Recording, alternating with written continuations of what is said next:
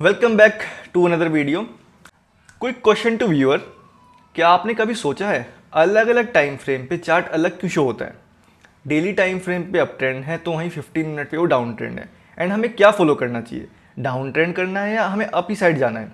तो इस वीडियो में हम इस पर बात करेंगे and multi time frame analysis क्यों इंपॉर्टेंट होता है, we will talk about this.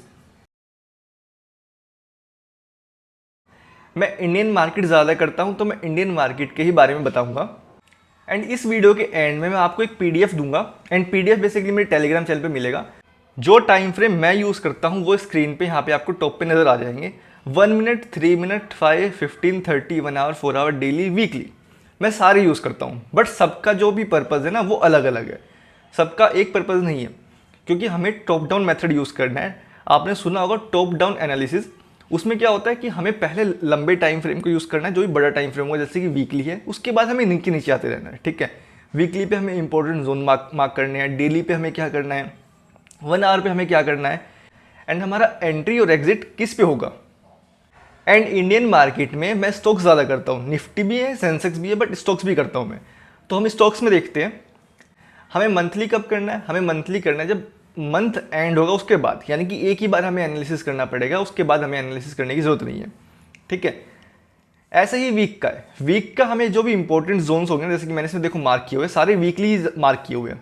ये इंडिको का चार्ट है एंड इसमें देखो एक वीकली का जोन ये था 6000 के आसपास का, दूसरा वीकली है 5600। तो ऐसे ऐसे मैंने सारे वीकली के मार्क किए हुए हैं। ठीक है, ऐसे हमें छोटे टाइम फ्रेम पे जाना है। ठीक है, छोटे टाइम फ्रेम पे जाने के बाद हमें डेली पे देखना है। अगर हम 5 मिनट पे काम करते हैं तो हमें यहाँ 74 बार्स मिलते हैं 5 मिनट पे। तो 74 बार्स जो होते हैं ना वो हमारे लिए मोर देन इनफ है इंटरडे में हमारी एंट्री प्लान करने के लिए एंड एग्जिट करने के लिए भी। ठीक है, लेकिन वहीं अगर हम इसको 1 आवर पे काम करते हैं, ठीक है, अगर हम 1 आवर पे काम करेंगे तो हमें कितनी कितनी कैंडल्स मिलेगी? हमें कैंडल्स मिलेगी सिर्फ 6 बार, यानी कि सिर्फ 6 कैंडल होगी हमारे पास डेली टाइम 1 आवर में। तो उसमें हम इंटरडे नहीं कर पाएंगे, बट इसमें हम स्विंग कर सकते हैं। अब देखिए निफ्टी का वन मिनट टाइम फ्रेम है। ठीक है, यहाँ से मार्केट स्टार्ट हुआ एंड 1 मिनट में हमारे पास कितनी कैंडल्स हैं? Almost 374 bars. हमें एंट्रीज कितनी करनी है? हमें 2 से 3 एंट्री करनी होती है। बट अगर 374 बार्स, हमें 374 कैंडल्स अगर हमें दिन की मिलेगी तो हम इसमें बार बार एंट्री करेंगे। अब इसमें बार बार एंट्री कहाँ मिल रही है? देखो, यहाँ से भी सेल कर सकते हो, यहाँ से भी सेल कर सकते हो, यहाँ से बाय कर सकते हो। हमें कितनी सारी एंट्रीज यहाँ पे दिख रही है, तो हमें इतनी सारी एंट्रीज लेनी नहीं है। एंड जितना छोटा टाइम फ्रेम होगा वो उतना ही आपको ट्रैप कर सकता है। बहुत से ट्रेडर फेल होते हैं एक ट्रेड में क्योंकि वो सिर्फ एक ही टाइम फ्रेम चेक करते हैं। अब यहाँ पे अगर मैं इसको देखूँ तो ये क्लियर ब्रेकआउट आया है। ठीक है, अगर मैं इस जोन को हटा दूँ, ठीक है, तो यहाँ पे क्लियर ब्रेकआउट हमें दिख रहा है। ठीक है, बट अब एंट्री लेने के बाद क्या हुआ? ये फंस गया, यहाँ पे सबका एसएल कटा होगा। ठीक है, ऐसा क्यों हुआ? अब जैसे ही थोड़ा सा हम लंबे टाइम फ्रेम पे जाएंगे ना, तो यहाँ पे देखोगे जैसे कि 1 आवर पे मैंने शिफ्ट किया है, तो 1 आवर पे एक जोन है यहाँ पे, यानी कि 1 आवर का जोन है, तो 1 आवर की ही कैंडल उसके ऊपर क्लोज होनी चाहिए, तभी जाके मोमेंटम आएगा उस डायरेक्शन में। अदरवाइज वो रिवर्स आ जाएगा, क्योंकि देखो कोई भी कैंडल क्लोज हुई नहीं है 1 आवर के ऊपर। एंड जो 5 मिनट पे मैंने देखा था, एंड 5 मिनट की कैंडल क्लोज होने के बाद नीचे आ गई।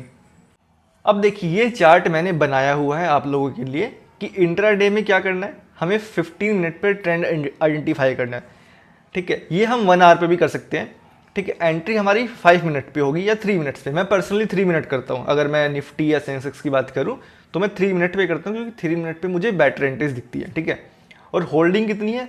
कुछ मिनटों के लिए, 10, 15, 20 मिनट के लिए हमें होल्ड करना है। ठीक है, क्योंकि आज ही हमें एंट्री लेनी है और आज ही हमें एग्जिट करना है। ठीक है, अगर हम स्विंग की बात करें तो हम 1 आवर देख सकते हैं। ठीक है, बट अगर निफ्टी या सेंसेक्स में आप स्विंग करना सोच रहे हो तो वो बहुत ज़्यादा डेंजरस है।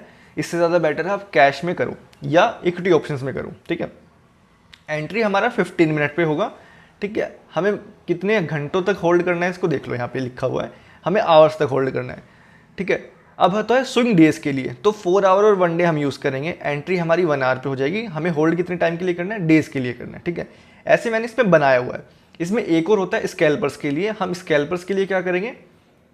मैंने स्कैल्पर्स के लिए यहाँ पे लिख दिया है कि 15 मिनट पे आपको ट्रेंड देखना है। ठीक है, कि मार्केट का ट्रेंड कैसा है। अगर साइडवेज है, जैसे कि देखो अभी लास्ट थर्सडे को निफ्टी जो था वो साइडवेज था। ठीक है, अब साइडवेज कैसा था, यहाँ से स्टार्ट होता, ठीक है, एंड इसी कैंडल के अंदर ही उसने पूरी क्लोजिंग दी है।